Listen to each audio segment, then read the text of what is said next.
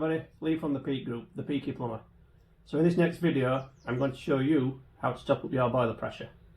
This is a Vaillant Eco Tec Plus, and these two silver parts here, they say closed on them, and to fill the pressure up on the boiler simply turn towards you and you'll hear the water running. And it's important when you've done that you turn them both back to closed. You can check your boiler pressure on the plus. Simply press the radiator symbol there, little bar graph, or if you want to see it on digital, radiator again and bar. It's as simple as that.